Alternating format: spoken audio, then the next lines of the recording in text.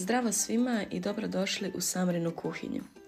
Kljukuša sa krompirom je pita koju svi voli i koja je gotova za 20 minuta. Obavezno morate isprobati ovaj recept. Detaljan popis sastojaka nalazit će se svakako i u opisu videa.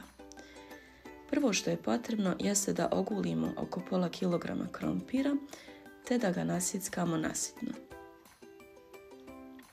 Krompir po želji možete nasjeckati nasitno, a možete ga i narendati.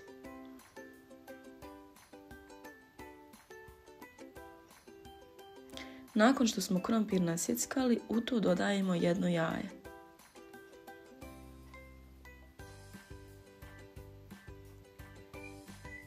To malo izmiješamo.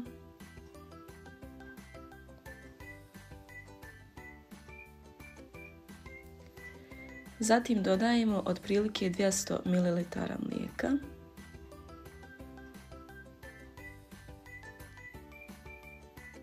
I 100 ml vode.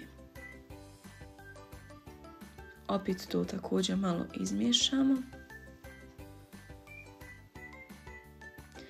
Začine dodajemo po želji. Ja sam koristila vegetu, sol i biber.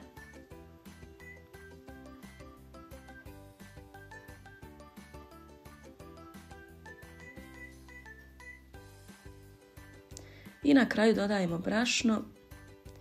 Ja sam iskoristila 10 supenih kašika brašna.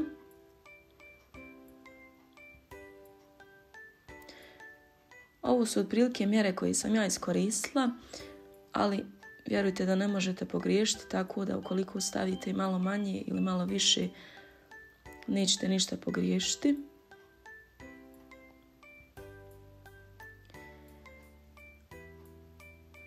Nakon što dodamo brašno, smjesa je spremna.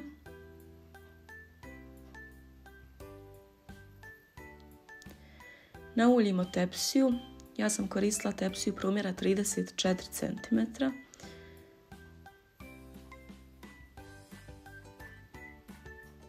I prije nego što izlijemo smjesu za pečenje, tepsiju koju smo nauljili trebamo staviti u rernu da bi se ulje zagrijalo kako nam se pita ne bi zalijepila.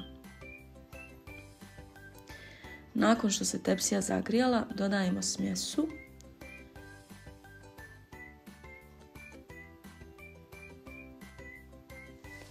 I rasporedimo je lijepo po tepsiji.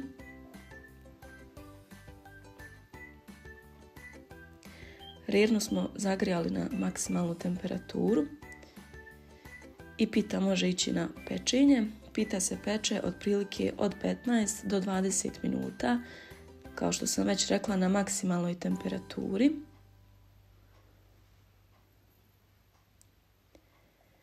I evo možete vidjeti, pita je gotova. Po želji, nakon što se pita ispeče, možete dodati pavlaku.